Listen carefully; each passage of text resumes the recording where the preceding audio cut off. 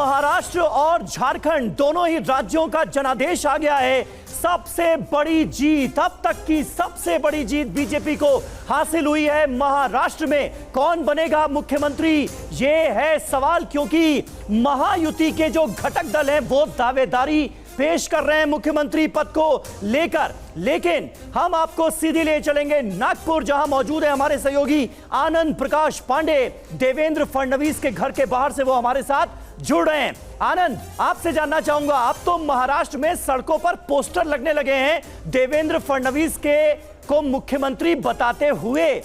वहां जहां पर आप मौजूद हैं, जो देवेंद्र फडणवीस का इलाका गढ़ माना जाता है, वहां से क्या हलचल आप दिखा सकते हैं इस वक्त? देखिए, अभी हम देवेंद्र फडणवीस का जो मुंबई में सरकारी आवास है सागर बंगला, वहाँ मौजूद है और उनके बंगले के बाहर आप देख सकते हैं तस्वीरें। यहाँ उत्साहित कार्यकर्ता है, उन्होंने गुलाल खेला है, मिठाई बांटी है, ढोल नगाड़े बजाए हैं और ये सभी कार्यकर्ता जो है वो मांग कर रहे हैं कि देवेंद्र फडणवीस को मुख्यमंत्री बनाना चाहिए। और ऐसे में थोड़ी देर पहले यहाँ सभी कार्यकर्ता जो है मार्च कर रहे थे। आप देख रहे हैं कि उत्साहित कार्यकर्ता है, सबके हाथ में ऐसे पोस्टर्स हैं। पोस्टर्स पे क्या लिखा है? पोस्टर पे देवा भाव देवा भाव देवा भाव, यानी कि देवेंद्र फडणवीस की तस्वीर है और देवा भाव यानी कि देवेंद्र फडणवीस का नाम लिखा है। और ये सभी कार्यकर्ता चाह रहे हैं कि देवेंद्र फडणवीस को ही मुख्यमंत्री बनाया जाए। कितना बड़ा दिन है आज आप लोगों के लिए? हमारे लिए सबसे बड़ा दिन है, क्योंकि आज हमारे नेता माननीय देवेंद्र फडणवीस साहब जो ये जीत के शिल्पकार है, उनकी मेहनत और उनका त्याग और तपस्या का आज पूर्ण फल हमें मिला है। और आज महाराष्ट्र के तमाम युवाओं के लिए बहुत ही बड़ा दिन है, खुशी का दिन है। क्या भूमिका देखते हैं देवेंद्र फडणवीस की सरकार में? सॉरी, सरकार में अब क्या भूमिका देखते हैं देवेंद्र फडणवीस की? करता कि यही आशा है कि देवेंद्र जी हमारे मुख्यमंत्री बने। मुंबई में देवेंद्र फडणवीस के घर के बाहर जोरदार जश्न मनाया जा रहा है और जगह जगह मुंबई में सड़कों पर मुख्यमंत्री देवेंद्र फडणवीस वाले पोस्टर भी लगने लगे हैं। लेकिन कुछ दिलचस्प एनालिसिस इस वक्त हम आपके सामने रखने जा रहे हैं। ठाकरे परिवार की विरासत की सियासत जो है वो कैसा असर डालती नजर आ रही है, ये देखिए। आदित्य ठाकरे वर्ली से आगे चल रहे हैं। बाल ठाकरे के पोते, उद्धव ठाकरे के बेटे, और एमएनएस के अमित ठाकरे, राज ठाकरे के बेटे, वो माहिम से पीछे हो गए हैं। तो जरा विरासत की सियासत का भी जिक्र कर लिया जाए, क्योंकि ये इसकी चर्चा जोरों पर रही। पवार परिवार की विरासत की सियासत का एक नमूना देखिए। अजीत पवार बारामती से आगे चल रहे हैं और इन्होंने अपना दमखम साबित कर दिया है शरद पवार से अलग होने के बाद। और ये देखिए, रोहित पवार करजत जामखेड़ से ये भी आगे चल रहे हैं, शरद पवार के पोते। और जाहिर है बारामती से युगेंद्र पवार जो हैं वो पीछे चल रहे हैं, क्योंकि चाचा भतीजे की इस जंग में चाचा ने पूरी तरह से बाजी मार ली है। अब झारखंड का जरा रुख करते हैं। झारखंड में शिबू सोरेन की विरासत की सियासत, ये देखिए। हेमंत सोरेन आगे दबदबा साबित कर दिया है। झारखंड की सियासत में हेमंत सोरेन ने एक बार फिर बरहेट से आगे चल रहे हैं। कल्पना सोरेन, हालांकि जिनका बड़ा रोल माना जा रहा है इस जीत में, जेएमएम की इस जीत के पीछे बड़ा चेहरा कल्पना सोरेन, फिलहाल गांडे से अपनी सीट से पीछे चल रही हैं।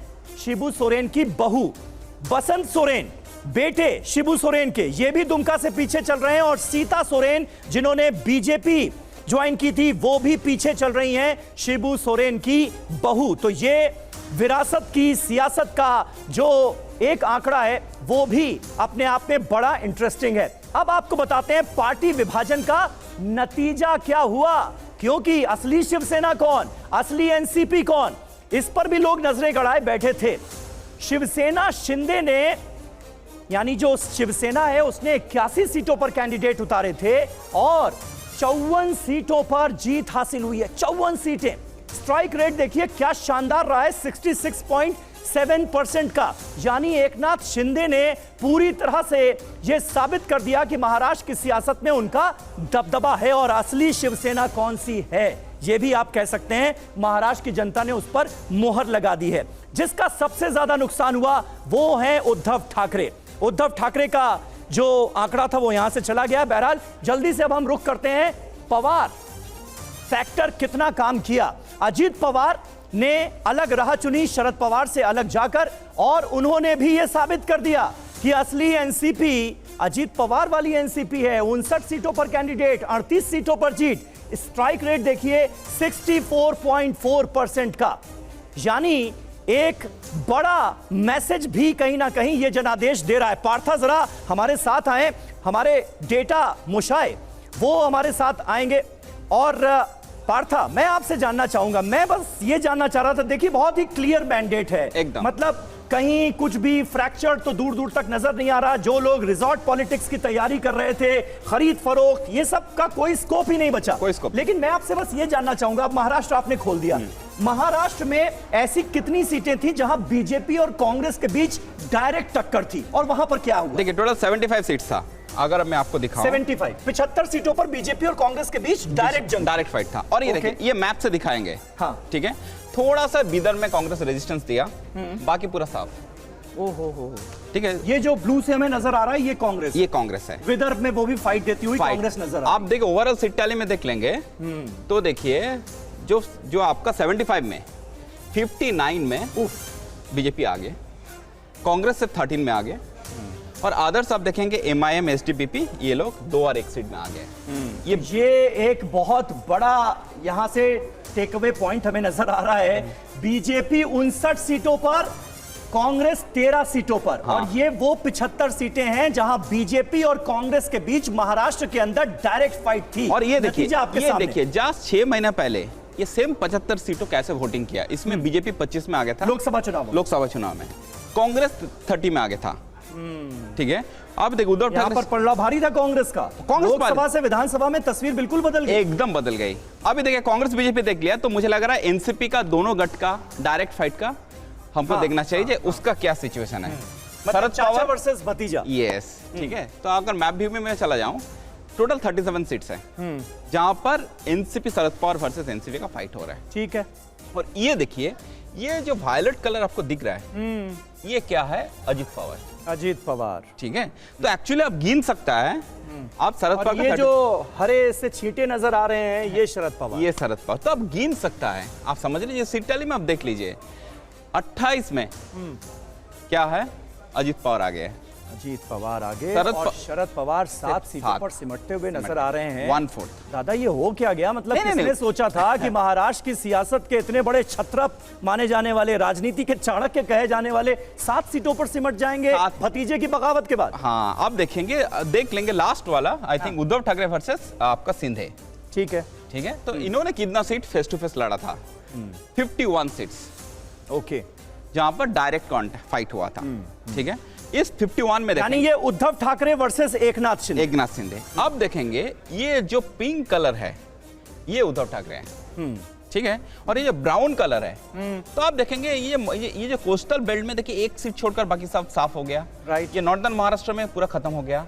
ये थोड़ा सा आप देखेंगे ये मराठवाड़ा और बीदर में थोड़ा सा ये सीट आया, तो टोटल 51 सीट्स आमने सामने लड़ाई है। अभी देख लेंगे सीट टैली में क्या है। सीट टैली में देखिए 36 में एकनाथ शिंदे आगे है और सिर्फ 14 में उद्धव ठाकरे आगे है। ठीक है, और आप देखेंगे लोकसभा का अगर सीनियर देखेंगे, ये जरा देखिए आप, 36 और 14, यानी एकनाथ शिंदे की शिवसेना ने यह साबित कर दिया है कहीं ना कहीं। इस जनादेश के आधार पर यह कहा जा सकता है कि असली शिवसेना एकनाथ शिंदे की पार्टी को महाराष्ट्र के वोटर्स ने माना। यस, जस्ट और एक सेकंड में लूंगा। हाँ। आप देखेंगे ये जो एरिया है, हाँ। इसमें लोकसभा इलेक्शंस में आप देखेंगे 24 में इंडिया आ गया था और 26 में एमपी आ गया था। यहां पल्ला भारी था, लोकसभा इलेक्शन में पल्ला भारी था और इसीलिए हौसले बड़े बुलंद नजर आ रहे थे उद्धव ठाकरे के, कांग्रेस के, शरद पवार साहब के। लेकिन हालत जो हुई है वो तो बता रही है कि हालत 26 से 15 में आ गया। ठीक है, तो आप देखेंगे सारे जो होते हैं स्ट्राइक रेट उनका 80% का करीब आ रहा है। ठीक है, अब अभी 288 में अगर 220 सीट आप जीत रहा है, तो स्ट्राइक रेट आपका क्लोज टू 80% है। बिल्कुल, ठीक है, ये बहुत इंपॉर्टेंट पॉइंट आपने बताया। यानी झारखंड में जो एक तरह की लहर यूपीए या आप कह लें इंडिया गठबंधन के लिए नजर आ रही है, पूरी तरह से महाराष्ट्र में देखें तो पासा पलट जाता है और महायुति की बम हो गई है इन चुनावों में, अगर ये कहा जाए तो गलत नहीं होगा।